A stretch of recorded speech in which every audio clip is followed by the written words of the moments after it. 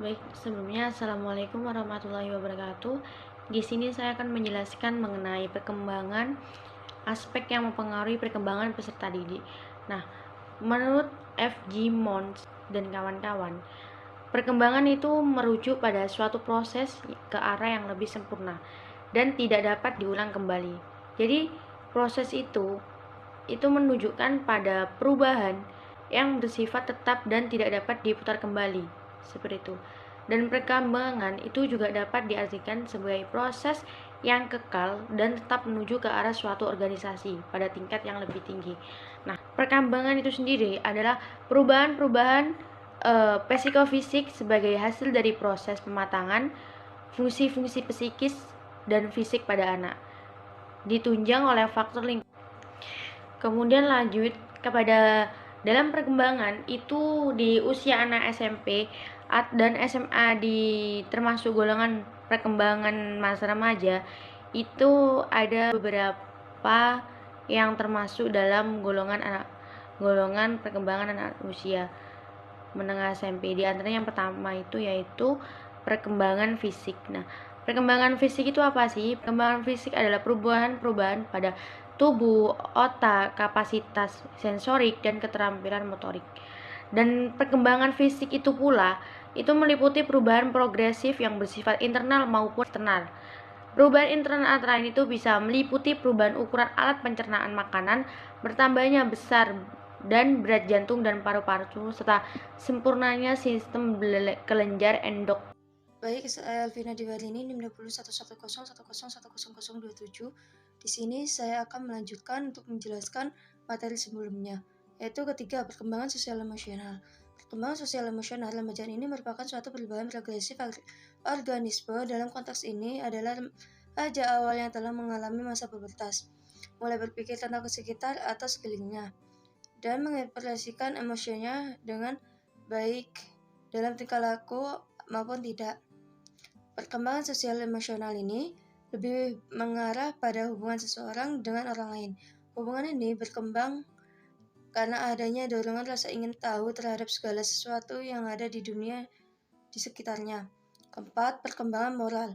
Seseorang dapat dikatakan bermoral apabila tingkah laku orang tersebut sesuai dengan nilai-nilai yang moral yang dijunjung tinggi oleh kelompok sosial. Perkembangan moral seseorang anak banyak dipengaruhi oleh lingkungannya. Anak mempengaruhi nilai-nilai moral dari lingkungannya, terutama dari orang tuanya. Dalam mengembangkan moral anak, orang tua sangatlah berperan penting, terutama pada waktu anak masih kecil. Yang kelima, perkembangan spiritual. Dalam arah dan kualitas perkembangan beragama anak sangat bergantung kepada seorang pendidikan yang diterimanya. Dalam hal ini, keluarga sangat berperan penting dalam mempengaruhi perkembangan fitrah keragaman anak atau spiritual anak. Yang keenam, perkembangan latar belakang sosial budaya. Lingkungan sosial inilah yang membentuk sistem pergaulan yang besar perannya dalam bentuk kepribadian seseorang. Lingkungan sosial merupakan salah satu faktor yang dapat mempengaruhi seseorang atau kelompok untuk dapat melakukan sesuatu tindakan-tindakan serta perubahan-perubahan perilaku masing-masing individu. Lingkungan sosial merupakan salah satu faktor yang dapat mempengaruhi seseorang untuk dapat melakukan suatu tindakan-tindakan masing-masing individu. Assalamualaikum warahmatullahi wabarakatuh. Saya Safinatun Najah, NIM 20111100026. Nah, di sini saya akan ngelanjutin apa yang dijelasin oleh pemateri yang pertama tadi. Karakteristik peserta didik usia SMP dan SMA. Di sini saya akan jelasin. Apa sih karakteristik itu? Karakteristik itu adalah ciri khas seseorang dalam meyakini, bertindak, ataupun merasakan. Berbagai teori pemikiran dari karakteristik itu tumbuh untuk menjelaskan berbagai kunci karakteristik manusia. Ini menurut Boyre tahun 2009. Karakteristik itu adalah ciri-ciri dari individu yang terdiri dari demografi seperti jenis kelamin, umur, serta sosial seperti tingkat pendidikan, pekerjaan, ras, status ekonomi, dan sebagainya. Kemudian saya akan jelasin usia remaja itu apa sih? Usia remaja itu merupakan periode transisi perkembangan dari masa anak ke masa dewasa. Usianya itu antara 10 sampai 24 tahun. Secara etimologi, remaja itu berarti tumbuh menjadi dewasa. Definisi remaja atau adolescence 10 sampai 19 tahun. Sedangkan Perserikatan Bangsa-Bangsa atau PBB menyebut kaum muda atau youth untuk usia 15 sampai 24 tahun. Berdasarkan sifat atau ciri perkembangannya, masa atau rentang waktu remaja itu ada 3 tahap, yaitu masa awal remaja usianya 10 sampai 12 tahun. Masa remaja itu di tengah-tengah, usia 13 sampai 15 tahun. Dan masa remaja akhir usia 16 sampai 19 tahun. Jadi kalau kalian yang merasa usianya itu sudah di atas 20 tahun, itu bukan remaja. Definisi ini kemudian disatukan dalam terminologi kaum muda atau young people yang mencakup usia 10 sampai 24 tahun. Menurut Kusmira tahun 2016. Selanjutnya akan dibahas oleh presentator yang lain. Terima kasih. Baik, saya Ainur Cahyati. Di sini saya akan melanjutkan presentasi dari pemateri ketiga, yaitu tentang karakteristik peserta didik SMP dan SMA. Nah, seperti yang kita ketahui bahwa sekolah menengah pertama yaitu tingkat pendidikan formal yang telah melewati tingkat dasar. Nah, pada tingkat pendidikan ini anak itu berusia antara 12 tahun sampai 15 tahun. Dan sekolah menengah atas atau SMA ini memiliki rentan usia yaitu 15 sampai 18 tahun. Dan pada masa ini peralihan dari masa anak-anak ke dewasa yang sering kita sebut yaitu masa remaja. Baik, selanjutnya saya akan menjelaskan tentang karakteristik siswa sekolah menengah pertama atau SMP. Karakteristiknya antara lain yang pertama itu terjadinya ketidakseimbangan tinggi dan berat badan. Yang kedua, mulai timbulnya ciri-ciri sekunder. Yang ketiga, emosi mulai labil. Dan yang keempat, minat dan karir sudah lebih jelas dan sudah mulai terarah. Yang kelima, yaitu mengembangkan standar dan harapan terhadap perilaku diri sendiri yang sesuai dengan dunia sosial. Dan yang keenam, senang membandingkan kaidah, nilai, norma dengan kenyataan yang terjadi dalam kehidupan orang dewasa.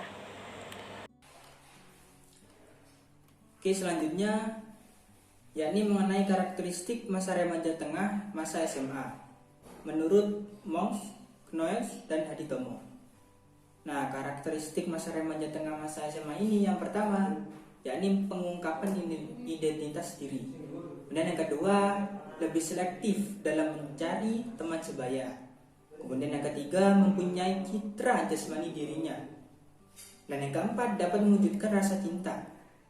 Kemudian yang kelima, mampu berpikir secara abstrak. Kemudian munculnya kemampuan nalar secara ilmiah, yakni belajar menguji hipotesis. Kemudian yang ketujuh, memikirkan masa depan, perencanaan, serta mengeksplorasi alternatif untuk menyapainya psikologi remaja. Kemudian yang ke-8, memulai menyadari proses berpikir efisien dan belajar berintrospeksi. Kemudian yang ke-9, wawasan berpikirnya semakin luas. Nah, di sini bisa meliputi agama, keadilan, moralitas, dan jati diri atau identitas diri. Kemudian implikasi karakteristik peserta didik usia SMP dan SMA terhadap pembelajaran, yakni poin pertama, adanya karakteristik perkembangan fisik dan perilaku psikomotorik sebagaimana telah dijelaskan pada modul sebelumnya, yang dimana dikatakan bahwa perkembangan fisik pada usia remaja, terutama remaja awal, berlangsung sangat cepat. Dan yang kedua, karakteristik perkembangan bahasa dan perilaku kognitif pada usia remaja itu tumbuh suatu keinginan untuk mempelajari dan menggunakan bahasa asing. Kemudian yang ketiga, karakteristik perilaku sosial, moralitas, dan keagamaan. Karakteristik perilaku sosial siswa sekolah menengah adalah adanya kecenderungan ambivalensi, di mana keinginan menyendiri dengan keinginan untuk bergaul dengan banyak teman. dan ambivalensi antara keinginan untuk bebas dari dominasi pengaruh orang tua dengan kebutuhan bimbingan dan bantuan dari orang tuanya. Kemudian yang keempat, karakteristik perilaku afektif, perilaku konatif, kepribadian memasuki usia sekolah menengah. Kemudian yang terakhir, yang kelima, kebutuhan dari Maslow, yaitu kebutuhan fisik, kebutuhan rasa aman, afiliasi sosial, penghargaan dan perwujudan diri.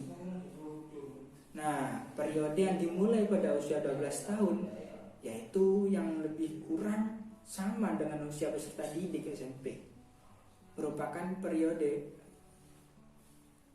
formal operation. Sekian, terima kasih. Assalamualaikum warahmatullahi wabarakatuh.